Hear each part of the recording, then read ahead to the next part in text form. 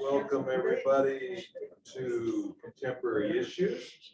We are Mother's Day today. Hi Ann, thanks for coming today. We're going to talk about poetry today. So if anybody didn't know that and you want to leave, it's perfect.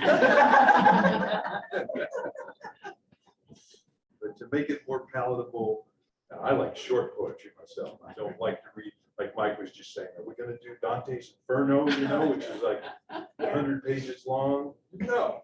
We're going to talk about short, beautiful poetry today, which I think is a fun thing to do once in a while.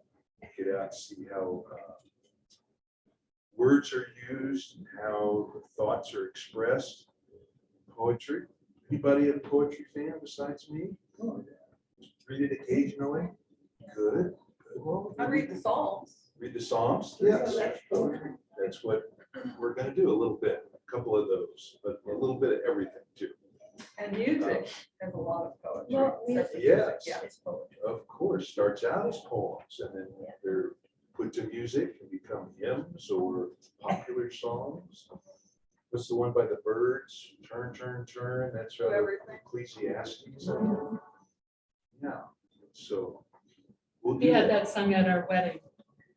We were going to Wash Park Methodist Church, and the organist was a guitar player too. We sang that at our wedding. That's right. It's a beautiful song. Yeah, Alice, thank you. Okay. Announcements. Zoomers, if you would, mute your microphone on the lower left side of your screen. And we are recording this today. And we have something to announce about a concert coming up, the Highlands Range Concert Band, which Ron Puning plays in. And it is on Sunday, May 15 at Littleton High School. It's like fun. So that would be good. Any other announcements? Oh, Mickey joined us. We thought maybe you didn't like poetry. You weren't going to come.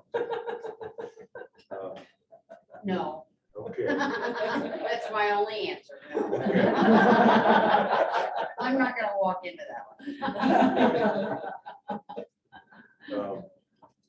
The sermon today, boy, I thought it was Yes. interesting, from Jesus to dogs to lobsters and LGBT, and it was very interesting. Well crafted. Mark always puts together things well. Never eat another lobster. Yeah. That big Yeah. enough. I don't want to come back as a lobster. Sounds like a rough life. Yes.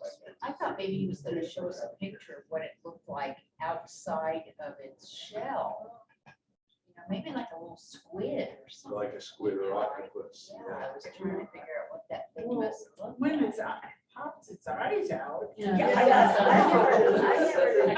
I never knew that. Where do they find them? The eyes go back in. The eyes go back in? I don't know. I don't know. My kids used to have hermit crabs and they would crawl out of their shells. Yeah. Switch.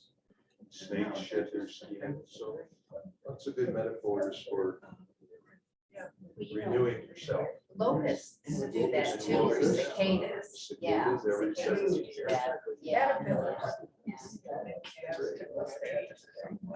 Well, next week too, Mike is going to present to us about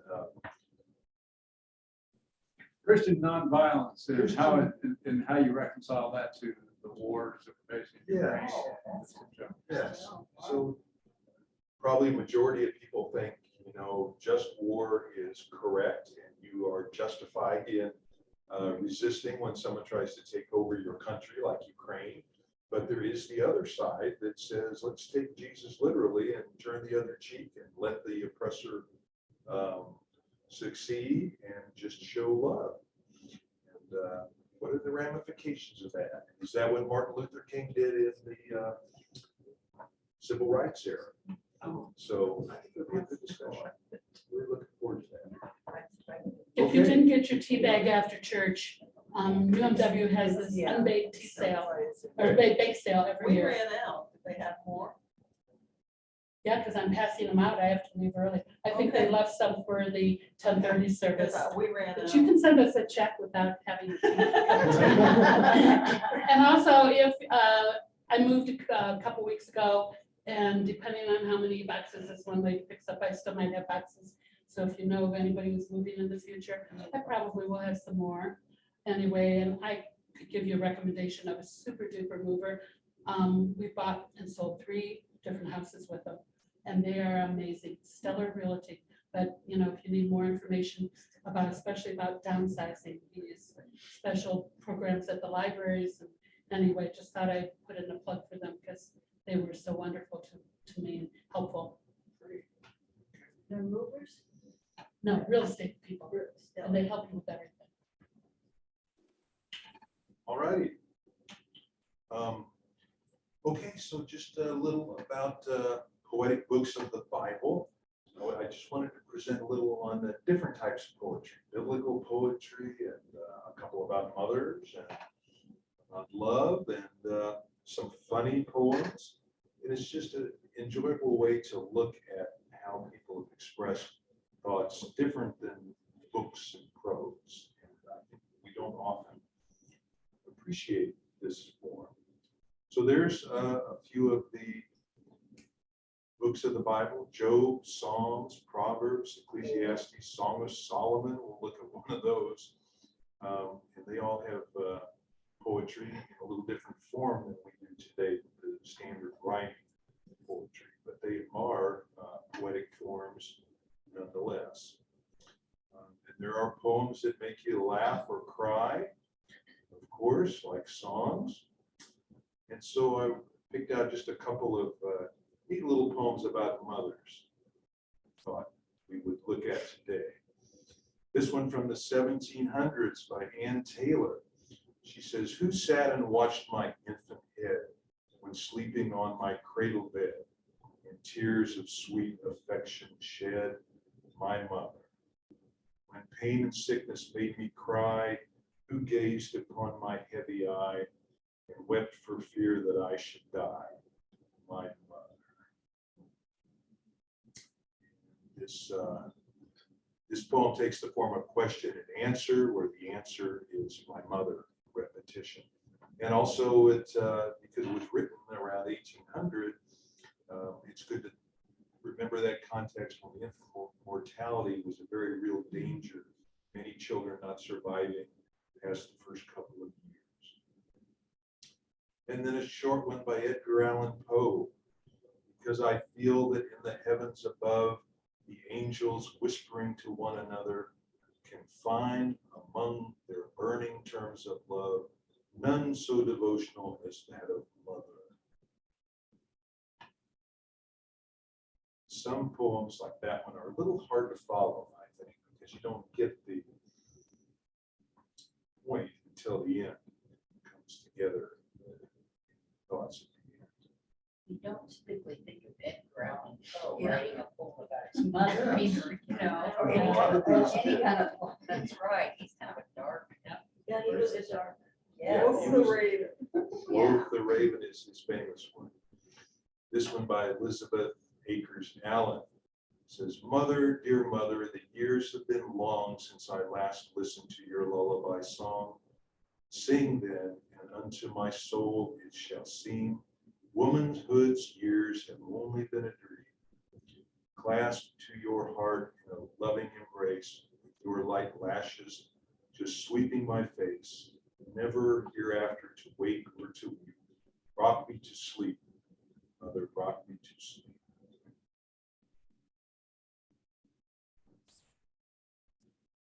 And Carl Sandburg with a 3-line poem about mothers. "Here is a thing my heart wishes the world had more of. I heard it in the air one night when I listened to a mother softly singing to a child restless and angry in the darkness." Gives you a mental picture, doesn't it? Which good poems really should do.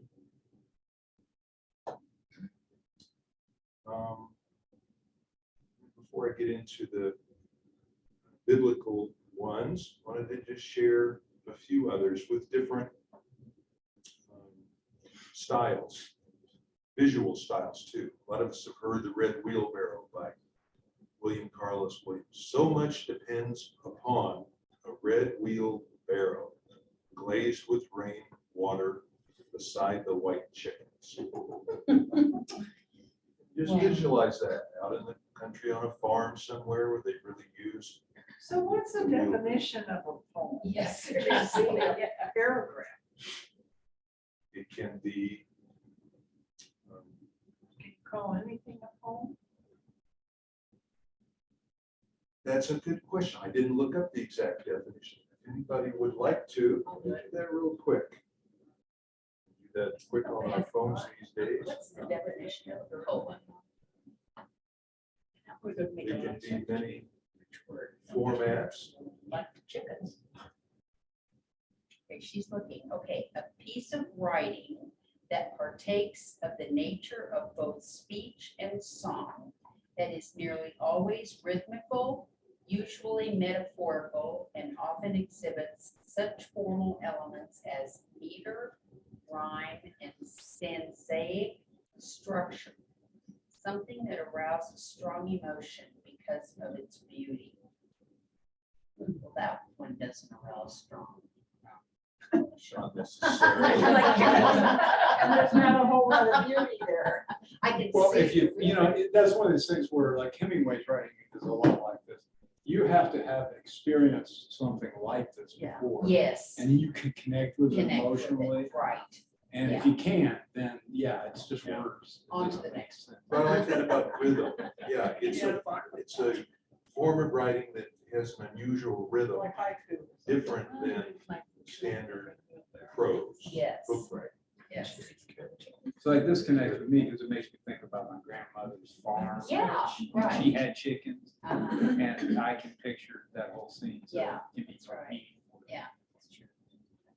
But it's Good interesting point. to me that you can write something like that and have it become as popular as something as The Road Not Taken by Robert Frost, who everybody knows, and remembers. Yeah, Isn't that interesting? but it's true, there's such different forms, different, so many different ways that it can be a poem, from that, the wheelbarrow to Shakespeare. Yeah. This is just the first part of Sonnet 18 here. Shall I compare thee to a summer's day? Thou art more lovely and more temperate. Rough winds do shake the darling buds of May, and summer's lease hath too short a date. Sometime too hot, the eye of heaven shines, sun, and often is his gold complexion dim. So that's compared, that's mentioned on the internet as his most famous poem in the sonnet form. Romantic and classy sounding with the old English. And then this one, I have a little story about this one. Robert Frost was a famous Boston poet. And we have a guy here at St. Andrew named Joe Fields, who grew up in Boston and went to college there. When he was a freshman, Joe said that Robert Frost came to his class. Wow. Frost was old in his 80s, older in his 80s at that time. Watch it. No, was older at that time, but Joe always remembered when this famous guy that wrote this poem came and talked to his class. We're studying this in college.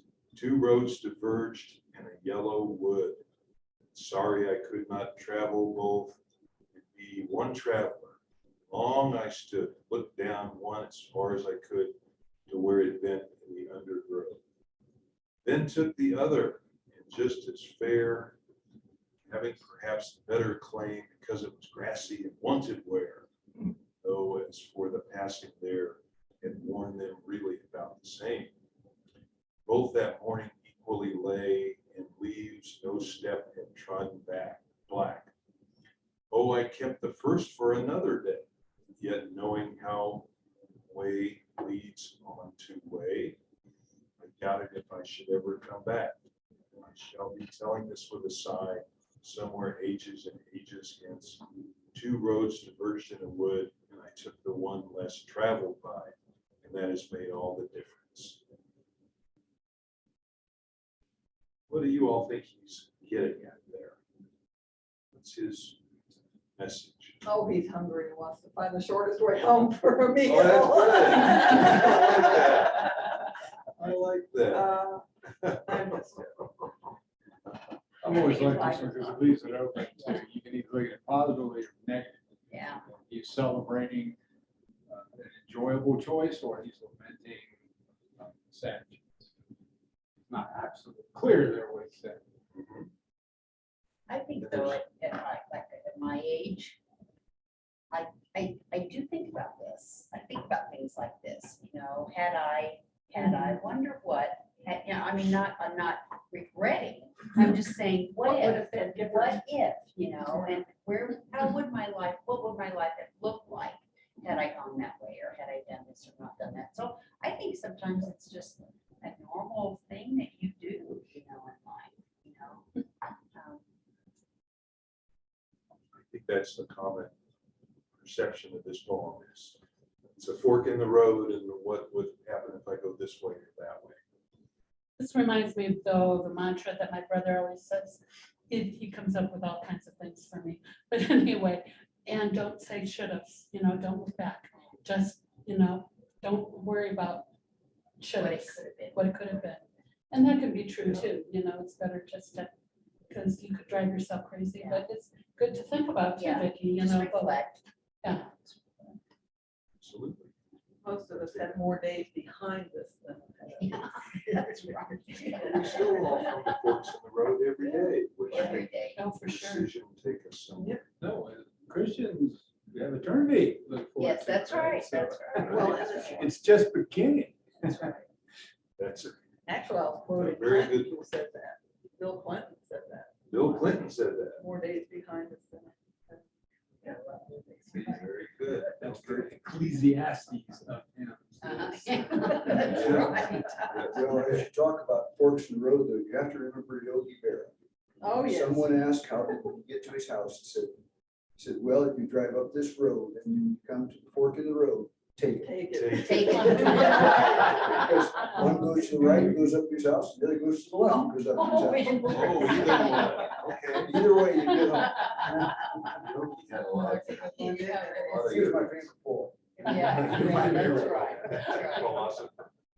Okay, here's a couple of funny ones. We're different at least. Maya Angelou, this is called Still I Rise. You may write me down in history with your bitter, twisted lies.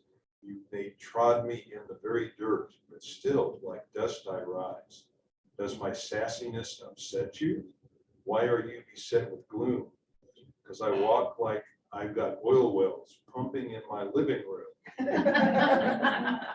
Okay. Rich and sassy, leaving behind nights of terror, I rise.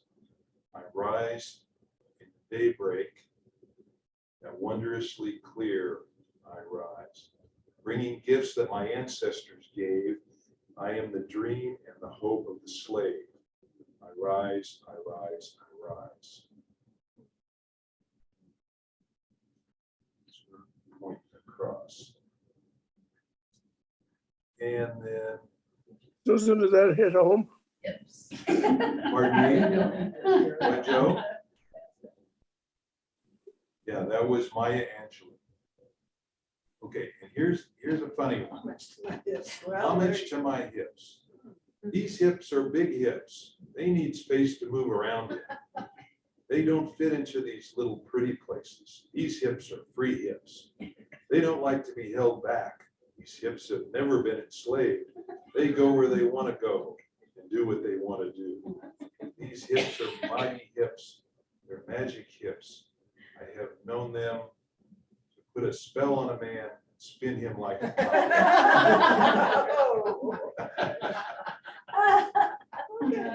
Interesting. Okay, Now, who would deem that a poem? seriously. That sounds more like a, what's the other? Limerick. A limerick. but And there's funny. haiku poems, Mike and I were talking about that form, doesn't have to rhyme, just has to be on separate lines and make a point about something. Don't they have to have a certain number of, is it syllables, words? Yeah. or- 5 syllables, 7 syllables. Yeah. songs. They're very easy to write too.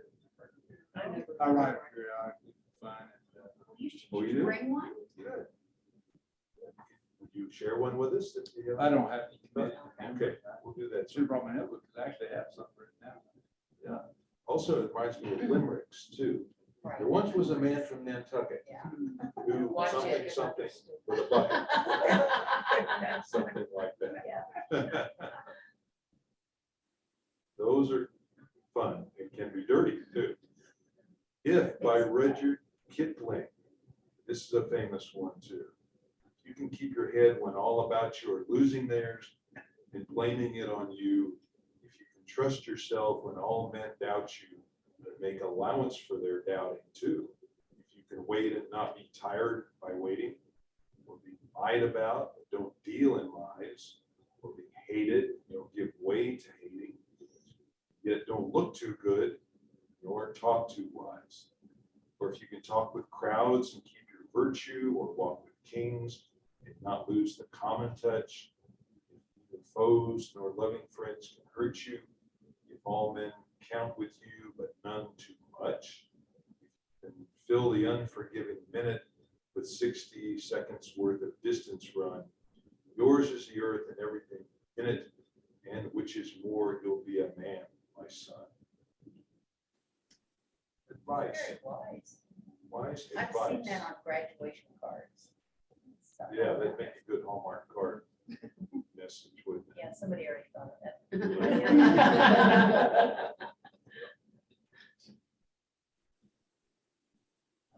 And then one final one here before we look at the biblical ones. Landers Field, that cemetery in World War I. Flanders Fields, the poppies blow between the crosses, row on row. Mark our place, and in the sky, the larks still bravely singing. Why scarce heard amid the guns below. We are dead. Short days ago we lived, felt dawn, saw sunset glow, loved and were loved, and now we lie in Flanders Field. Take up our quarrel with the foe. To you from falling hands we throw, the torch be yours to hold high.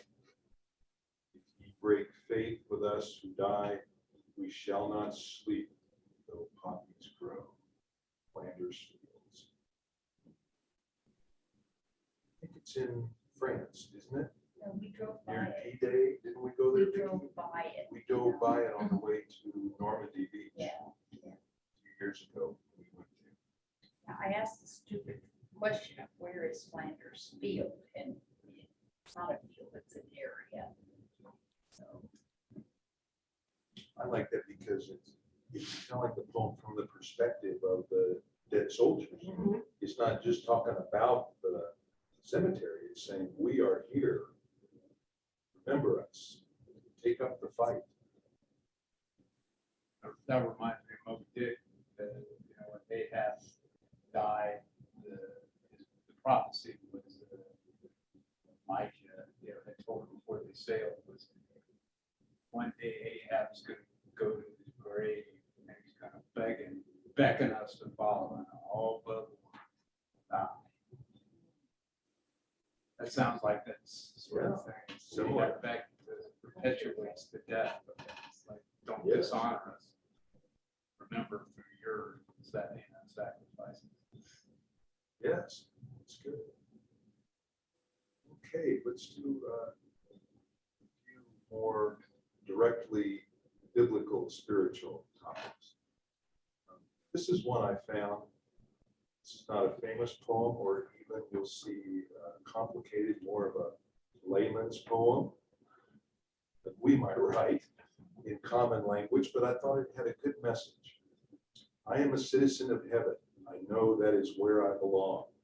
God sent his son with a message, and I heard his invitation song. I've always felt so different, as if this world is not my home. God revealed his truth to me. It's written in its holy tomb. Tome, thank you. Right. A little different. Tome, yeah, the different than two. Right. In Philippians, Paul tells us our true kingdom is from above. God and Jesus both designed it, a wonderful city filled with love. I thought it was a nice short poem about heaven, responding to the invitation song by Bill Copeman. And then a few comments here from a professor at Denver Seminary about poetry. He says, poetry makes up a large part of the Bible. Psalms, Job, Proverbs, Ecclesiastes, Song of Songs, Lamentations, that alone makes up 1/3 of the Old Testament. There are large sections of poetry in other biblical books, like over half of Isaiah, Jeremiah. Altogether, more than half of Old Testament is in poetry form, considered poetry form. And the Old Testament makes up more than 2/3 of the Christian Bible. There are even some poetic sections in the New Testament, like Luke 1:46, Mary's song. It doesn't rhyme, but it's still in poetic format. My soul glorifies the Lord, and my spirit rejoices in God, my Savior, for he has been mindful of the humble state of his servant. From now on, all generations will call me blessed. For the mighty one has done great things for me. Holy is his name.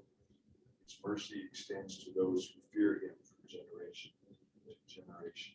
All of the Magnificat. I think that's the way. That is Yeah. exactly that. Is it Mary's song, also called Mary's song? And then others that are different. This one focuses on what we call genocide today, from Proverbs 24. If you faint in the day of adversity, your strength being small, if you hold back from rescuing those taken away to death, those who go staggering to the slaughter, if you say, look, we did not know this, does not he who weighs the heart perceive it?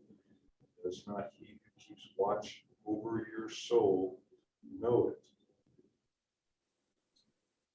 That is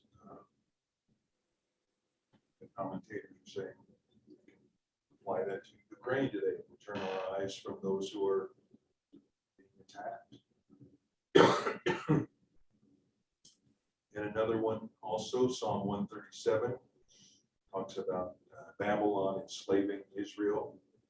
O daughter Babylon, you devastator, happy shall they be who pay you back what you have done to us.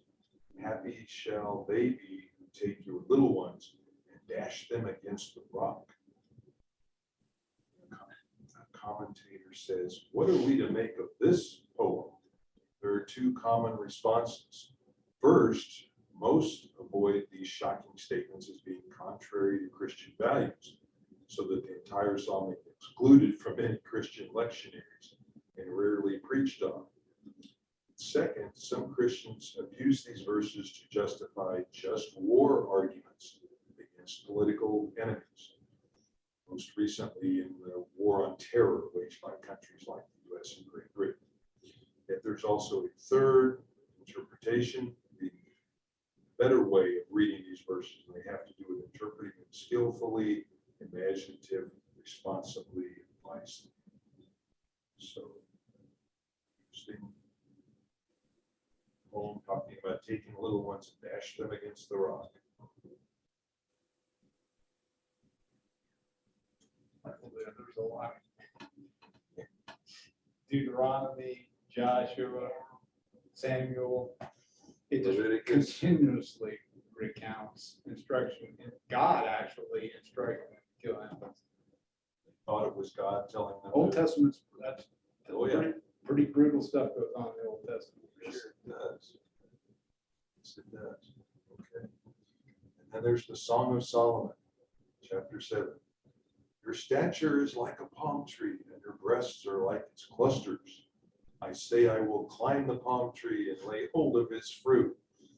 Oh, may your breast be like clusters of the vine, and the scent of your breath like apples, and your mouth like the best wine. goes down smoothly for my beloved, gliding over lips and teeth. I am my beloved's, his desire is for me. Read all the rest.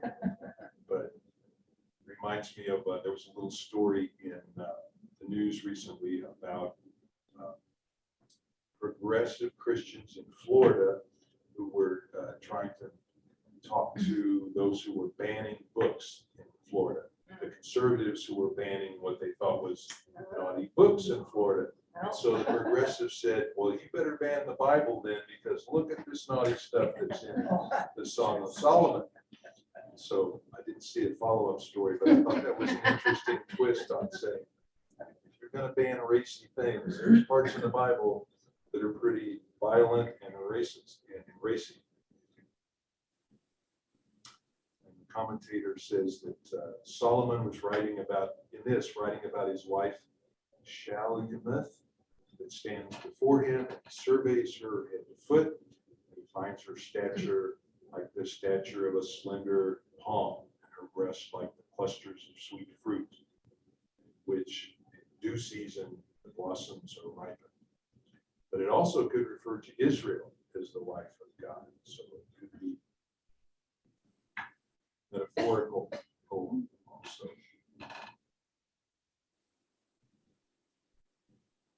Then there is also those who say the Lord's Prayer is also in poetic form too, because it has some rhymes in it. Our Father who art in heaven, hallowed be thy name. Thy kingdom come, thy will be done, as it is in heaven. Give us this day our daily bread, and forgive us our trespasses, as we forgive those who trespass against us. Lead us not into temptation, but deliver us from evil, and the doxology at the end of it. So there's a little bit of rhyming, come and done. Did Jesus intend that? Probably not. Commentators say, we assume Jesus said that. He said it on the Sermon on the Mount. So Assume that's that- sermon on the, We assume that he that's right. It came down created from that. heaven. I grew up in a Presbyterian church and we always said debts and debtors. Yeah. So did we. Yeah. Now is it more is the accepted way trespasses for all religions, or I haven't been to a It's Presbyterian church actually, in a long it's time. written in the Bible. No. that This is sort of, I think this is a different, another different translation of the Bible, but I think most of the time, he uses debtors. Delivers from evil one. and you usually see that mostly, and then it stopped, you don't get the doxology. Yeah. Some churches say sin. Oh, that's right. That's good. What? Yeah. So sins. Yeah. Yeah, I've heard that. Different interpretations. But I never really thought of it as a poem or a poetic form, but it could be because it does have a rhythm to it, so it qualifies as a poem. And it may have had a different rhythm to it. It was written in the original language. Yes. That's true. Aramaic, probably. The words could have had a poetic sound to them. Okay. Here's another one by the guy who wrote the one about heaven. It's kind of a layman's, much more rhyming style, but I thought this was a really good message too. It says, each new day brings us a choice. It's God's will or just our will. And the fruit of our short lives depends on the seeds we have sown. If we sow in selfish pleasure, it will come to no good end. But if we serve the Lord Jesus, one day he'll greet us as a friend. Thus we must each choose daily to deny self and pick up our cross, forsaking this life's pleasures, letting Jesus be the boss. Simple one, but a nice message. Bill Copeman.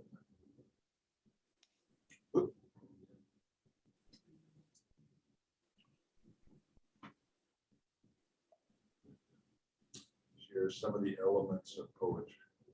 Musicality is important. Things such as rhythmic pattern is stressed or unstressed syllables, often referred to as meter, as well as the rhyme scheme, exact rhymes, and there's near rhymes, they call them. The pattern of writing words at the end of each line of the poem. Unlike our everyday writing, poetry is artistic, expressive, and figurative. Ask yourself these questions as you go through a poem. What is the theme of the poem? Who is the narrator and whom is it addressed to? Are there any time indicators suggesting a time frame? Does it move back and forth between time? Is it set in a specific place? If not, is there a sense of place? What images or emotions is the narrator trying to convey? Do they correspond or they contradict each other? Some do. What are the possible reasons for any juxtapositions? Looking at the form of a poem, you should read it aloud and pay attention to the sound and the rhythm of the words. Look for the meter patterns and the rhyme schemes, as well as alliteration, assonance, consonants, and other things we don't remember what they mean, but they all are different things, such as parallelism, when one unit refers figuratively to the meaning of another, or synthetic parallelism, where the units balance clause for clause, where one unit builds upon another clause. Example is Psalm 14:12. The Lord looked down from heaven upon the children of men to see if there were any that did understand and seek God, which is one clause building.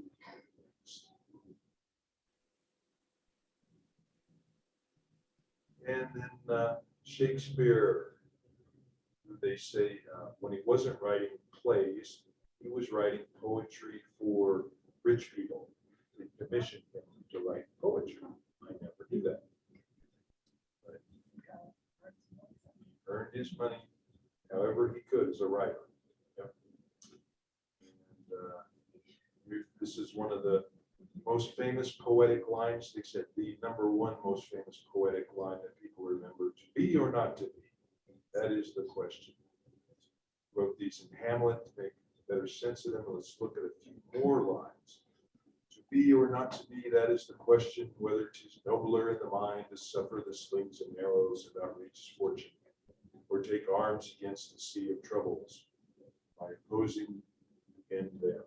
To die, to sleep no more, by a sleep to say we end the heartache and the thousand natural shocks that flesh is heir to. The consummation devoutly to be wished. And the commentator says these words essentially talk about whether it's better to live and face one's trouble or to die and be rid of your trouble. The implication here is that pain in life is inevitable. An outrageous fortune has this fate in store for us.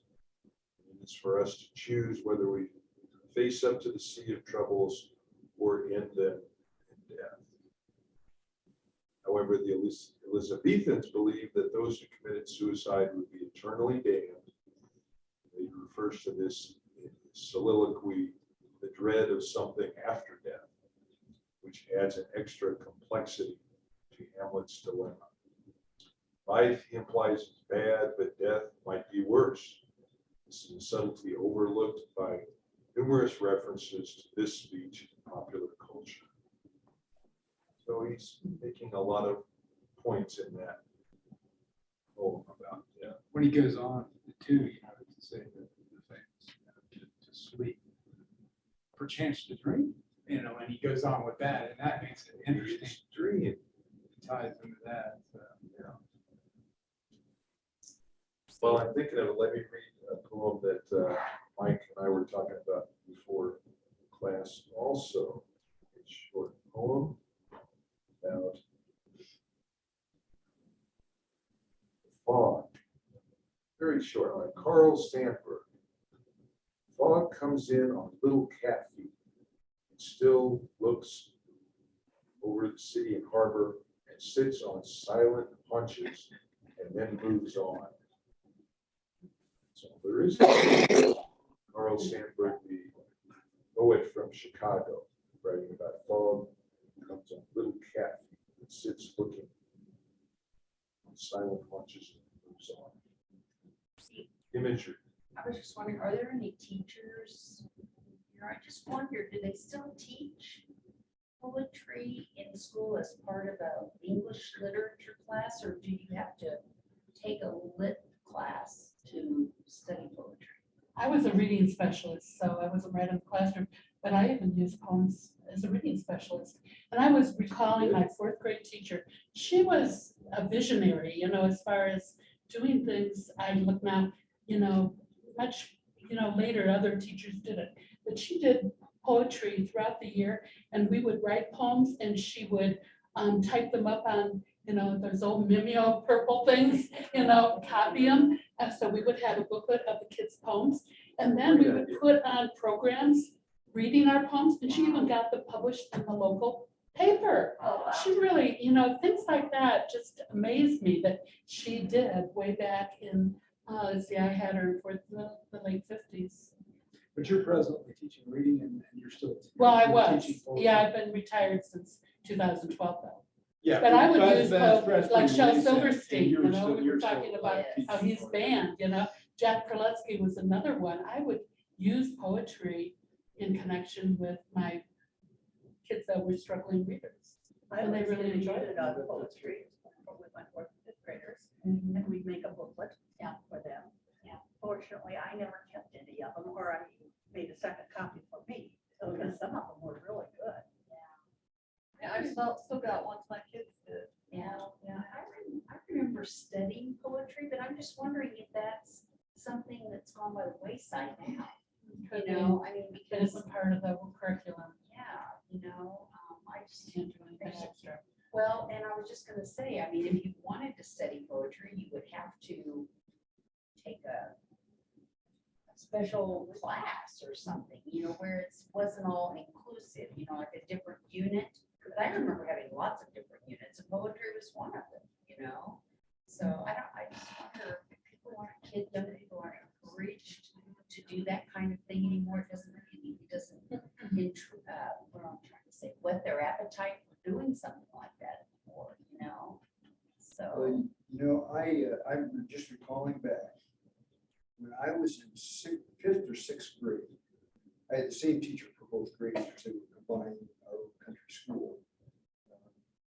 But we memorized poems. Yeah. And we got points for memorizing a poem. And to this day, I still remember. Trees by Joyce Kilmer.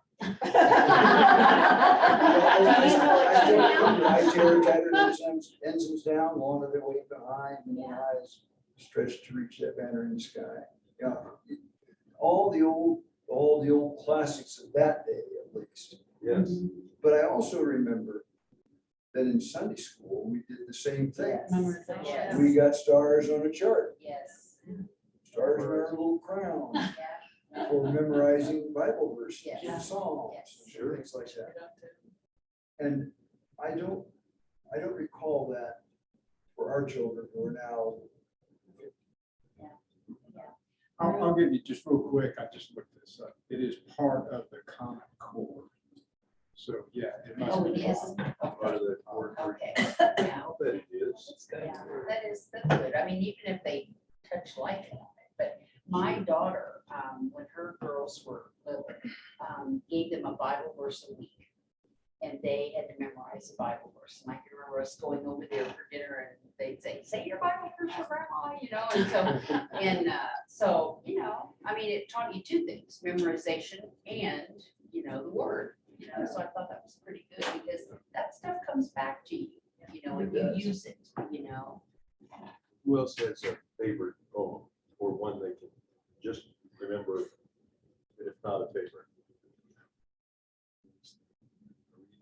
Boil, boil, toil and trouble. Isn't that- Oh, yeah, fire The burning, cauldron witches. bubble. Yeah. Okay. Or how Macbeth. about ones like this one? Hey diddle diddle, cat in the Yeah. fiddle, cow jumped over the moon. Little dog laughed to see See such sport, and the dish ran away with the spoon. That was Those were nursery rhymes. Nursery rhymes, But they're yeah. still poems. They're poems, yeah. They're just called nursery rhymes. And what's his name that writes his books in poetry form? Dr. Seuss. You Yes. know, Oh, yeah. Dr. Seuss, all his books. And the books have been banned. Banned. Yeah, that guy got kicked out. It's Yes. permanently banned? I don't know, but a lot. I mean, in Whatever- school In or- schools, yeah. Yeah, the family that published them had refused to publish them. It Is that was sort of what it the was? family's choice. to Oh, it ban, was. yeah. Okay. Oh, okay. Choice not to- But I'm- Not Was to it- publish them anymore. It was a little bit of an outrage for a while, but Yeah. it was a family. Because some of the imagery was racist, I think, Racist and stereotypical. and stereotypical. Oh, Here's a short one that also was identified as a popular one that's being taught today to children to figure out what a poem is talking about. This one's called Room with a View. Get the meaning at the end. It says, I live in a room by the sea where the view is great and the food is free. Some of the tenants come and go. Some I eat if they're too slow. The other end of me is firmly locked. One end of me is firmly locked, the other end gently rocks. I live in a room by the sea. It's perfect for an anemone. So he's an anemone, which has one end of him locked onto the rocks, eating things that go by. oh. See, that's the concept. Eating things that go by. Dale Fredericks was quite a Yes. poet. Was. Yes. Yeah, we have given several of his little booklets as gifts. Yes. Shared his poetry years ago in one of our classes here. Emily Dickinson, here's a short one about church bells. How still the bells in steeples stand, till swollen with the sky, they leap upon their silver feet, frantic melody. Bells sway. And hymns, John Wesley wrote, of course, and Charles wrote many hymns in poetic form. Yeah, we're set to music.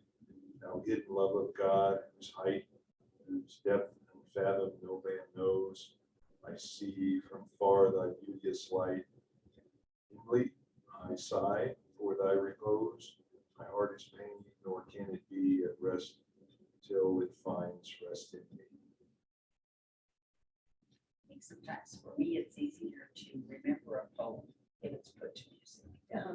Or, you know, and then you sing it more and then it's, you know, like a tune, it does, the tune becomes familiar. And yeah, what I cannot deal with is when somebody puts a familiar tune with new words. And it's like, and they've done that, you know, it's like, whoa, that's not the right song.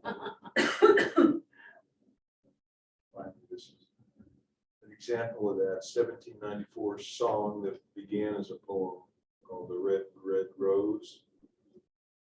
My love is like a red, red rose that newly sprung in June. Oh, my love's like a melody that sweetly played in tune. As far art thou, my body lasts, so deep in love am I, and I will love thee still, my dear, till all the seas gain dry.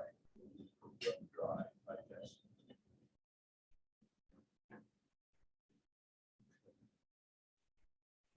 Susan, Joe, do you have, hi Jim, do you have favorite poems, or what do you think of poetry in general?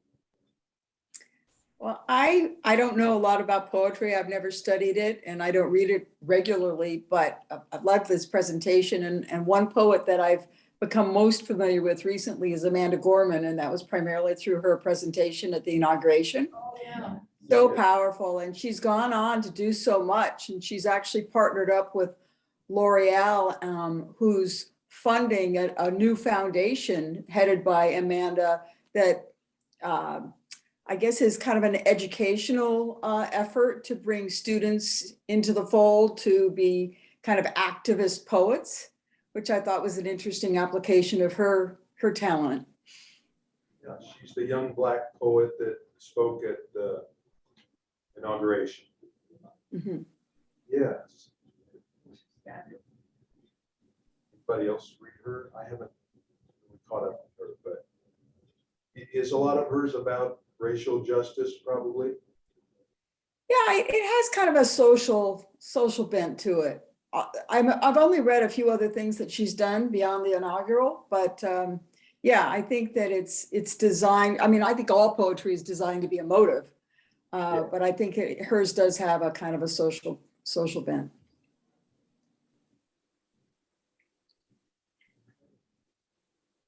Jim Watson, I see you there.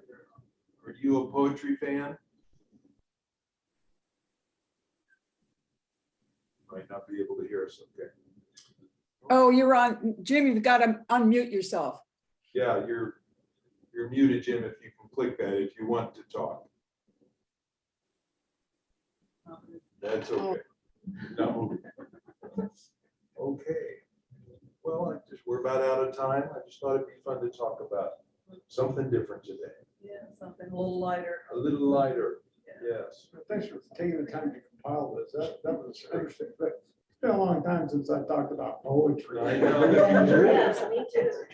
I remember taking a poetry class in college and the professor explaining the meaning behind it, what the author intended, and I thought it was interesting back then. I don't know whether it's my favorite poem or not, but it's what sprung into my mind. I'm sure there's something more serious that I like, but I thought of The Night Before Christmas. Oh, no, yeah. It was the night before Christmas. All through the That house. house, not a creature stirring, not even a mouse. Yes. We all still know. Or easy to remember when they rhyme, like that too, house, mouse, Or when there's gifts involved. where there are gifts involved, yes. You know, our culture doesn't lean itself towards learning poetry today, I don't think. We're too They're more caught up in technology. technology. Everything is and- technology. Yeah, So and they you know, can you get don't see a couple sitting under a tree reading a poem to each other, you know, anymore, or stuff like that. It's just. No, but I think rap Yeah, is with your- today's with your equivalent. phone. Yeah, that's right, that's Susan right. makes a good point that rap is kind of, Yeah. rap is kind of poetic form for Yes. that Rap. culture too. Rap. Yeah, because they do rhyme. Rap rhymes, does Mhm. beat. You can understand it. Yeah, very. Let's look at it. And that way. sometimes you do understand it, you're offended. You're offended by it, that's right, that's right. I don't know, it likes, it gives it license to say things that you wouldn't normally say, you Yeah. know, call it art. Right, okay. Well, happy Mother's Day and go have a nice lunch and let's remember our mothers. Oh, Thank you. Thank you. Thank you. Thank you. Have a great week. Thank you. Dude, bye-bye. Bye. All right, well, I couldn't think of anything. My brain was, you know, it's like.